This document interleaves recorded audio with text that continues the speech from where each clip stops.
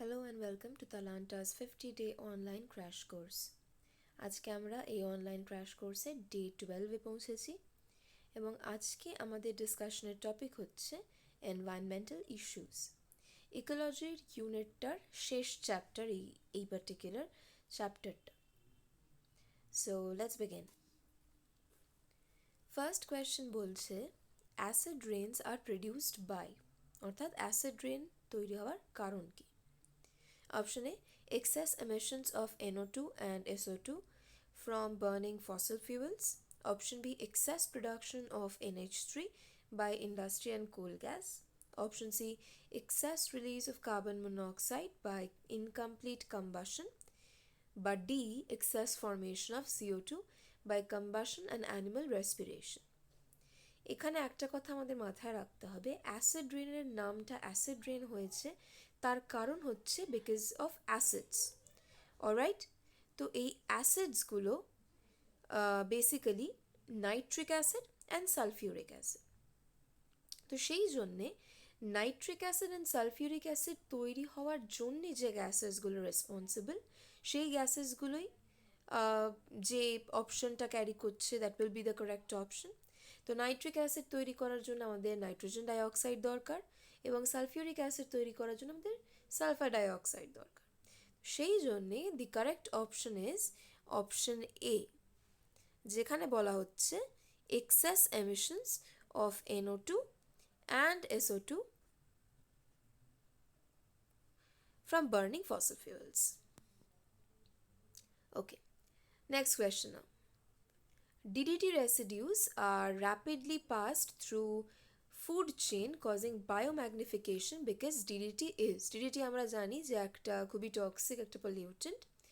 তো সেটা basically বায়োম্যাগনিফিকেশনের through দিয়ে ফুড চেনের বিভিন্ন লেভেলসের অর্গ্যানিজমসকে এফেক্ট করে।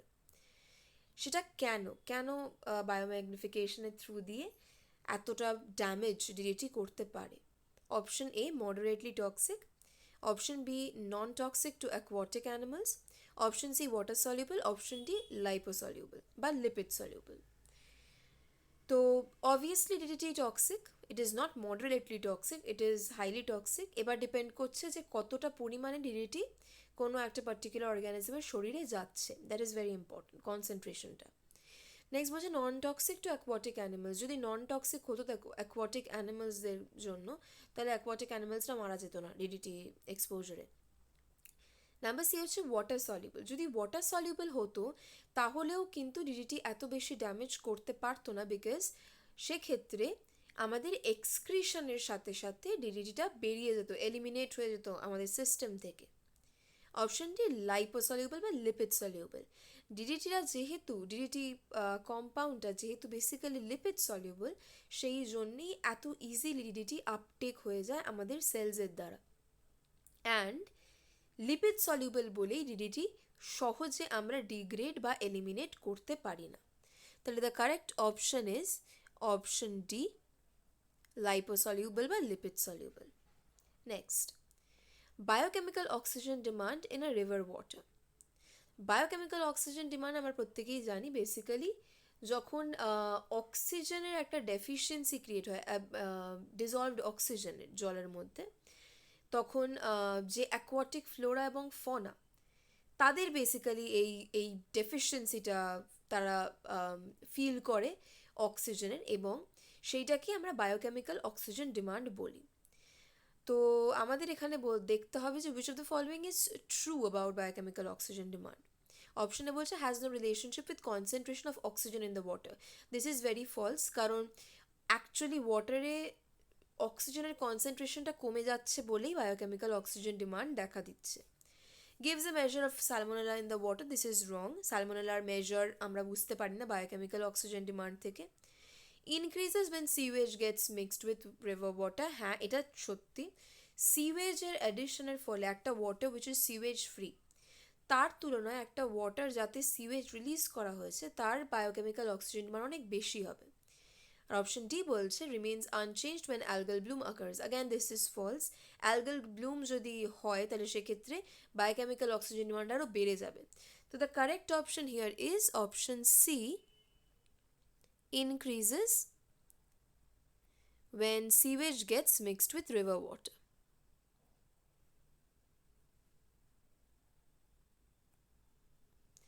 Next, today concentration of greenhouse gases is high because of, অর্থাৎ কেন গ্রিনহাউস গ্যাসেসের কনসেন্ট্রেশন বেড়ে গেছে? অপশনে ইউজ অফ রেফ্রিজারেটর, অবভিয়াসলি রেফ্রিজারেটরের জন্যই আমরা দেখতে পাই যে সিএফসিজ বেসিক্যালি এমিট হয়।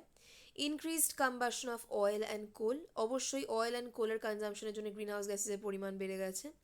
ডিফরেস্টেশন, কার্বন ডাইঅক্সাইড সিঙ্ক আমাদের ট্রিজ, সেই ট্রিজগুলোকে যখন কেটে দেওয়া হচ্ছে তখন অবভিয়াসলি কার্বন ডাইঅক্সাইডের পরিমাণ অ্যাটমসফিয়ারে বেড়ে যাচ্ছে। তাহলে the correct option is option D, all of the above. Next, the electrostatic precipitator is used for removing particulate matter from. Electrostatic precipitator basically একটা ডিভাইস যেটা পলিউশন কন্ট্রোল করতে হেল্প করে। তো এটা আমাদের একটা মনে রাখতে হবে ফ্যাক্ট যে ইলেকট্রোস্ট্যাটিক প্রেসিপিটেটর বেসিক্যালি আমরা ইউজ করি বিভিন্ন রকম ফ্যাক্টরিজে। তো এখানে যে অপশনগুলো আমাকে দেওয়া আছে সেখানে closest to a factory is a thermal power plant. তাহলে আমাদের correct option is a thermal power plant.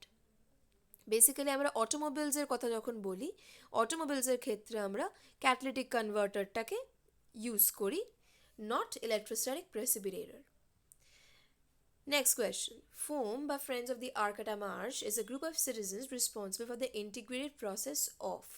Again, একটা মনে রাখার জিনিস, এই পার্টিকুলার গ্রুপটা, the group of friends of the Arcata marsh, এরা basically associated with work related to waste water management. Alright, তাহলে এখানে correct option will be option B, sewage and water treatment.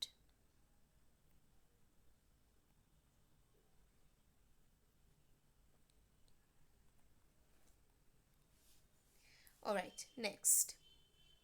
The Earth Summit held at Rio de Janeiro in 1992 resulted into, again একটা মনে রাখার জিনিস, memorise করার জিনিস, এই যে আর্থ সামিটটা বেসিক্যালি হয়েছিল, this earth summit was dedicated to biodiversity.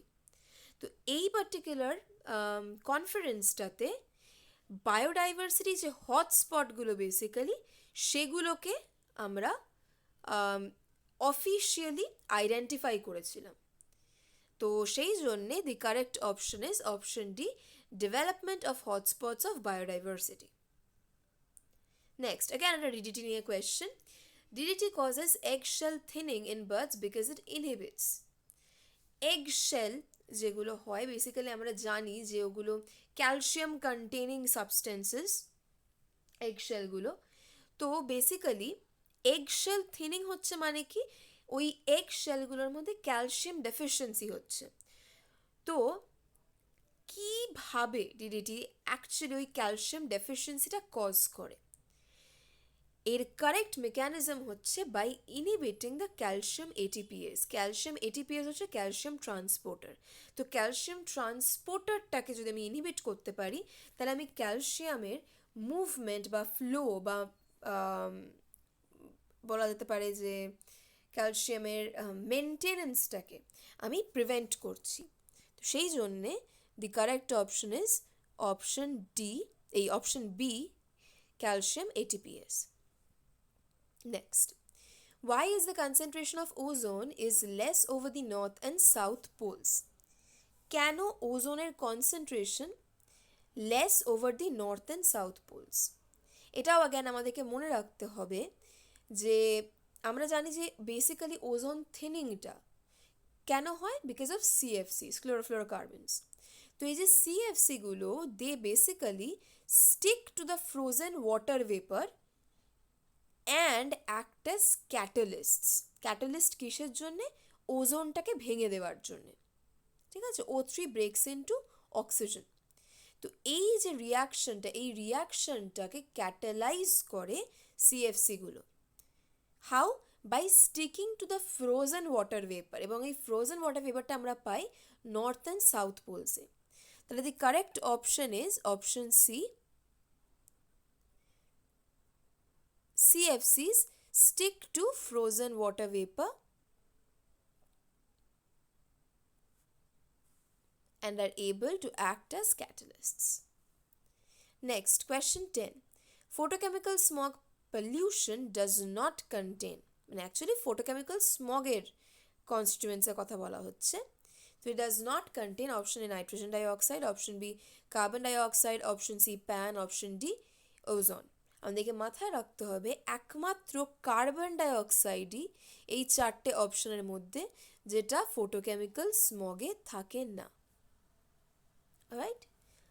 So these were the 10 questions that we needed to discuss on this chapter, environmental issues. I hope যে তোমরা এই ভিডিওটা থেকে বেনিফিট করতে পেরেছো, রিভাইজ করতে পেরেছো along with me এই কোয়েশ্চেন্সগুলো.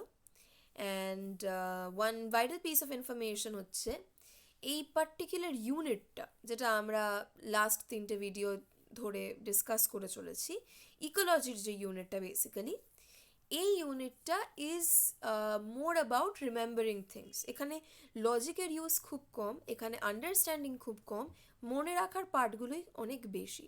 তো সেই জন্য what we need to do is we need to go through the chapter again and again and again and keep revising. এই যে ভিডিওগুলো আমরা করছি লাগাতার কিছুদিন ধরে, these are a very good way, very easy way of revising these chapters once before going to the examination hall. তো I hope যে সেই পার্টিকুলার মোটিভটা, সেই অ্যাটেম্পটায় আমি সাকসেসফুল হতে পেরেছি.